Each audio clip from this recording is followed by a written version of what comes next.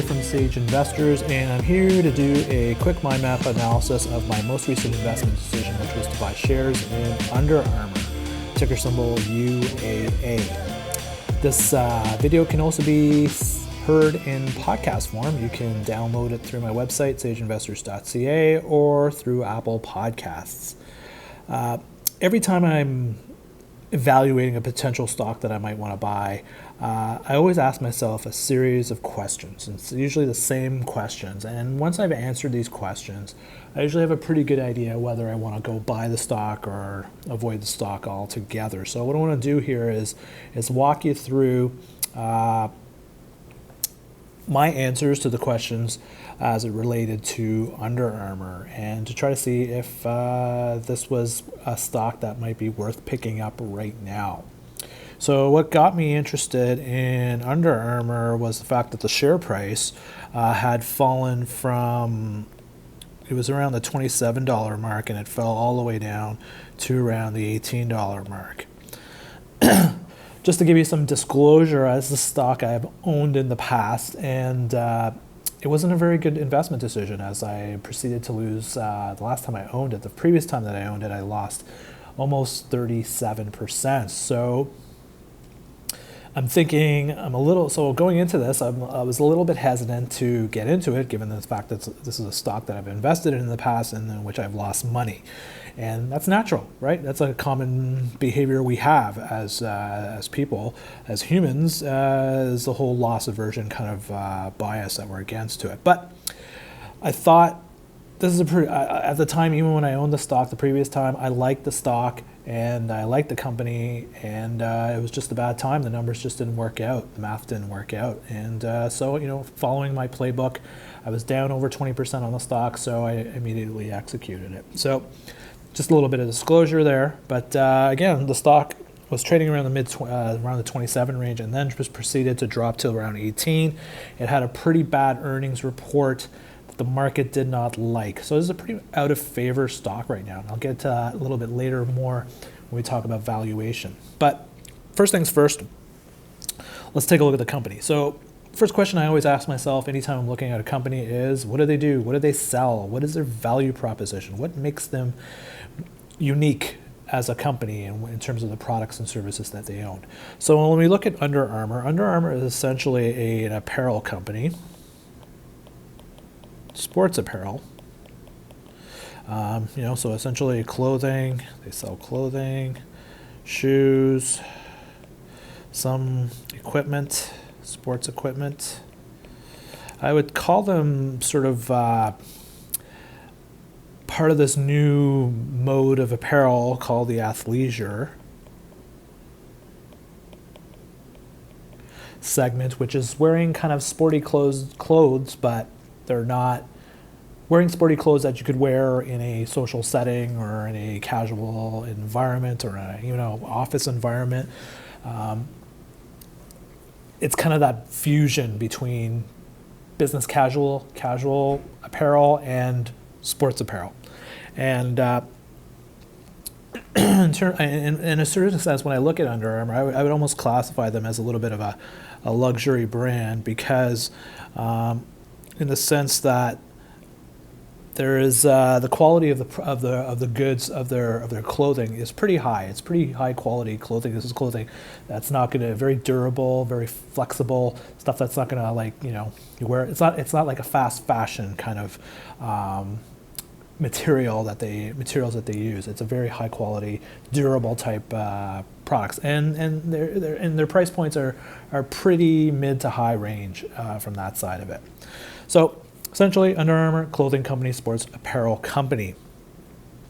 Who do they compete with? It's the next question I always ask them. Is there any competition in this space? Well, in the clothing apparel space, there's quite a few in this area, and it's becoming a very, very competitive space. The easy ones to figure out in terms of Under Armour are other sports apparel companies like Nike, Adidas, and then when we're talking about the we're talking about the athleisure, kind of growing athleisure segment, I would say Lululemon has been a forefront, but it's also at a certain extent there are other smaller players, other players that are emerging that want to get a piece of this athleisure action. So places like Gap, Old Navy, even Walmart, Amazon are looking at trying to get into this space. In terms of Under Armour's, I would they would be kind of like targeting more of this group, the sports apparel group. But in terms of size, I would say Under Armour are like Nike, Adidas, and Lululemon are like the sort of the big players in terms of size and scale. Lululemon is Under Armour's, I would consider them to be kind of the next tier down. So a lot of competition in the space, and a lot of competition with some really big players with some really big pocketbooks. Leads to my next question. Who do they sell to? Who are their customers? What kind of people would want to buy Under Armour clothing? Well, easy answer would be the athletically minded. People who are like athletic. They are going really hard also attracting the millennial crowd. And it's really spoken through that way when you look at their endorsements. Marketing is a big factor and a big expense for companies like Under Armour. So when you're looking at right now, and they're starting to make some dents into the whole endorsement space. They have in golf. They have Jordan Spieth is their big client. In basketball, it's Steph Curry. And in baseball, you got Bryce Harper. So they've gone more towards targeting the millennial space through their endorsements, through the various endorsement contracts. And those are sort of their big ticket items. I talk about millennials, but I would also say kids. And it's interesting, and I think that's one of the reasons why I got into the stock was, I was just share with you an anecdote. My nephew, about a year ago, he's about 10 years old at the time. We were talking, his birthday was coming up, so hey, what do I want to get for your birthday? You want something from like Under Armour and stuff like that? And at that time, this is about a year ago, he told me like, I don't want to touch Under Armour. Under Armour is it's so uncool kind of thing. And I thought, okay, that's fine. I talked to him. A year passes by, just literally a month ago, I started talking to him, and again about his birthday, and I said, and he said to me, Amin, I would like to get some Under Armour clothing. And I went, wait a minute, a year ago you told me that Under Armour was totally not hip and not cool. Now you're telling me Under Armour's like cool. It's like, yeah, Under Armour's a really big thing. A lot of kids want to wear Under Armour. And I go, oh, that's interesting. So not exactly the most scientific market research I can put out there for you, but the fact of the matter is my nephew's pretty into it, and even my nieces, they're also kind of into Under Armour, and they're wearing a lot of Under Armour. And my kids also on top of it, my younger 4-year-old and my 7-year-old they got Under Armour shoes and Under Armour clothes, and they're pretty cool with it. So it's kind of interesting that we might be seeing right now that the company might be in a bit of an up phase in terms of training. We'll get into risks when we talk about fashion taste and everything like that, on that side of it. So sports apparel company trying to play with the big boys and the big girls in terms of trying to get into the athleisure space. They seem to have a little bit of a grassroots following. If you're following anything, if my kids and my family have anything to say about it. So it seems like interesting. There's an interesting dynamic going on with the company. But that, at the end of the day, we're investors, and we want to invest in companies that can create tangible wealth, create tangible profit, economic profit. So it leads to my next question that I'll always ask is, does this company make money? Is this company creating tangible wealth for its shareholders? So for me, when I'm looking at a company, when I'm trying to measure the company's financial performance, I kind of go towards one really go-to kind of metric for me is the company's economic profit, which is taking the company's return on invested capital and comparing it to the company's cost of capital, the weighted average cost of capital. If the company is generating returns on invested capital that are greater than their cost of capital, this is a company, it's creating tangible wealth, economic profit for its shareholders. And ultimately, over long periods of time, companies that can demonstrate an ability to create tangible wealth for their shareholders tend to have stock prices that will trade at a premium. So ultimately, that's what I want to look for. I like to look for companies that have strong economic profit. So when we looked at Under Armour, over the last 3 years, the return on invested capital has ranged between 12 and 26%. When I compare it to the company's cost of capital, which is about 10%, it tells me that this is a company that's creating positive economic profit. Revenue growth has been on average about 9% over the last 5 years. In the US, though, it has been flat. And I think this is one of the reasons why the stock has been getting kind of taken down quite a bit, is that the US growth, the US sales figures have been coming out flat. But if you go anywhere else outside the US, they're actually doing really, really well. And I think that has been kind of put a bit of a lag in the stock price. And I think it speaks to the fact that there's a lot of, when I talk about, to me, this is a stock that I think is out of favor by Wall Street. And I think one of the reasons that's going into that mindset is I think there's a fair amount of geographic bias that is going on at Wall Street when they're looking at this company. They're focused more on the US numbers than really they're focusing on the global numbers. This is a global company. And I don't think and I think the analysts that are looking at the stock are focused more on the US numbers and not the bigger picture. So from my perspective, this looks like a company that's creating serious cash and serious profit, and that's a good thing. The next question that I'll ask myself then is, okay, how financially strong is the business? Is this a company that's going to go out of business tomorrow? Or is this a company that's going to be around for a long time? How financially strong is the business? And the best way for me that we can figure out if a company is financially strong is to take a look at the company's balance sheet. And when I'm looking at a company's balance sheet, there's kind of 3 areas that I like to focus in on. First area is liquidity, their ability to pay off their short-term obligations consistently. If you look at Under Armour's current ratio, they have 2 times current assets versus current liabilities. So that's really good. That means this company's got a lot more than enough cash on hand and current assets on hand to cover their short-term obligations. So that means it's going to be, on a day-to-day business, the company is in pretty solid shape. Next thing I want to look at is their debt level. How much debt? Do they have too much debt, too little debt? Do they have any debt? When I look at Under Armour, their debt-equity ratio comes at about 0.33, which is pretty reasonable, pretty healthy, pretty manageable. From that side of it. Goodwill, I like to look at the quality of the company's assets. So in terms of understanding the percentage of the company's assets that are intangible versus tangible. So when I look at goodwill or intangible assets, they come in at about 12% of total assets, which is pretty good. For me, anything under 20% is pretty reasonable. In terms of a ratio for a company's goodwill / intangibles. The other thing that I looked at, and especially when it deals with Under Armour, and I think this is another factor that's really kind of driven the stock price down, is their inventory levels have been pretty high. And I think one of the issues with the stock and with the company is they've been carrying a lot of inventory. They've been kind of, as much when I look at Under Armour, I view them as a bit of a luxury brand. But one of the qualities of a luxury brand is sort of the exclusivity or the limited availability of the products.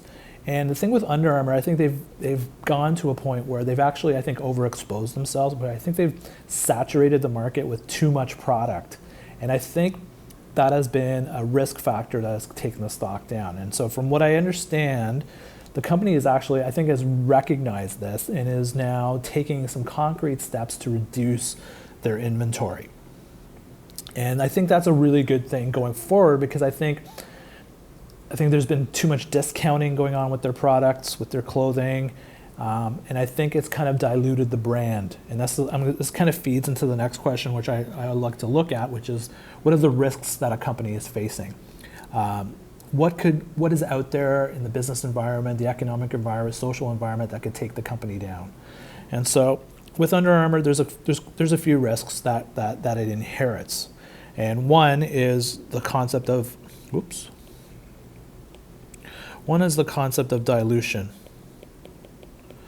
of the brand. I think in a way they've kind of overexposed, and I think they've also too much inventory. And I think what they have to do is, I think what they need to do, in which they're taking steps, is to now introduce more less discounting.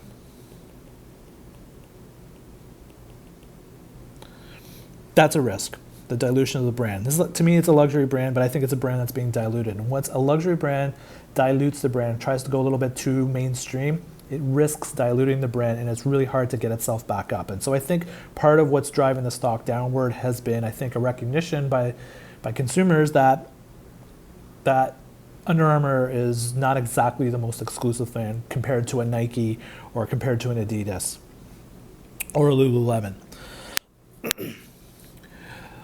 Other risks the company face is the change in fashion tastes. All clothing, apparel companies are always at the whim of what's the current trends, what the current fashion, change in demographics and change of what people want. Tastes and trends are changing. I think that's a factor. But I think, as I said, as I alluded to in the case with my kids and my nephew, I think right now it is on a cycle where it's actually might be catching a bit of a wave and catching a bit of a jet stream in an upcycle in terms of their ability to connect with various people out there. And I think the whole concept, the athleisure side of it, and I think appealing to kids and millennials, I think they might be on the verge of getting into a nice little sweet spot. Other issues that could affect the company is obviously the trade, all the trade trash talking that's going on.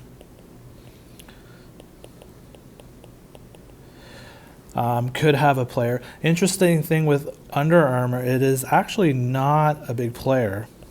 I was looking at, from what I've read, in China. It's actually not as embedded in China as maybe companies like Nike or Adidas are.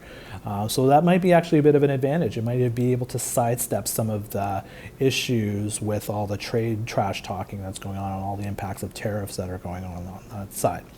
So a lot of risks that the company is facing, but it seems like it's aware of these risks and it seems to be managing these risks effectively. That being said, we're investors and ultimately we want to buy great stocks. We want to buy stocks of well-run, well-managed businesses at a reasonable price. And so the fact of the matter is that leads to the last question that we ask ourselves is the stock cheap? So as I said, stock has fallen from 27 to 18. And from looking at a few valuation metrics that are out there, if you look at the company from a forward PE ratio, forward price earnings ratio, the PE ratio is at one point was at 60 times, and it's just dropping like a stone. And I think the fact that the stock falling here down at the 18 level, it's taking the PE ratio. So from a relative valuation, it appears to be, it's pretty high, but it's falling. So it's actually, I think in a way, it's getting a little bit cheaper. If you look at a company from the discounted cash flow perspective, the stock, from what I've seen in terms of modeling out there, the pricing goes in between 23, in terms of intrinsic value, $23 to $31 a share. So given the fact the stock's trading at about 18 right now, to me, tells me that the stock is cheap. It's currently cheap right now. And I think, as I said, other factors here right now, stock is definitely out of favor.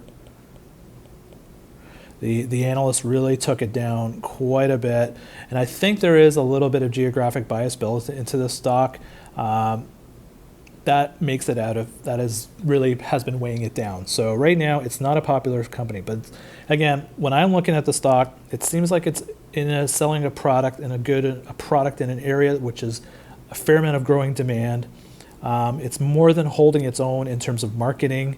I think it's got a really good sweet spot of a demographic that it's really it seems like it's capturing. bottom line, this company is actually creating money, despite the fact that its stock is out of favor. This is a company that's creating pretty solid economic profit. It's got a pretty solid balance sheet, so its financial position seems to be pretty solid, pretty stable. And I think the management group here seems to be aware of the various risk components that could take the stock down, that could affect the company, and it's trying to manage it. It's trying to manage its inventory better. It's trying to go more upscale, reduce its inventory so they can really project itself as an exclusive luxury kind of brand. It seems to have right now the palm of a lot of the core demographics that could be spending more money on their stuff. It seems to be a little bit insulated from a lot of the trade issues that are going on out there. So to me, when you factor all these elements together, and the fact of the matter is the stock's trading at around $18 and it's got valuations between $23 to $31, so it's telling me that there's at least, there's at least 25 to 35% upside. I put it all together, and it led me to say, you know what, I think this might be a great opportunity to buy this company on the cheap. And so ultimately, it led to my decision to buy shares. So I basically opened up a pretty small position. I know the market's pretty kind of crazy right now, so I just opened up a very small position. And over time, I'm hoping to add a little bit if the markets continue to be really shaky, and kind of lower my cost base on it. So there you go. There's my mind map analysis on my decision to buy shares in Under Armour. As I said, this video can also be available in podcast form. You can download it through my website, sageinvestors.ca, or through Apple Podcasts. If you're interested also in other videos that I've done, I've done my other mind map videos, as well as my podcast, as well as my other blogs that I post. You can check me out on my website, sageinvestors.ca. As also, I do teach. I'm a coach. I'm an investment coach, and I teach people how to make better investment decisions. So if you're interested, you can check out my website to find more information about the various investing courses that I do teach, as well as my coaching services that are available. So thanks very much for watching and listening in. This has been my mind map analysis of my decision to buy shares in Under Armour. My name is Amin Reina of Sage Investors, and we'll catch you again another time. Bye-bye.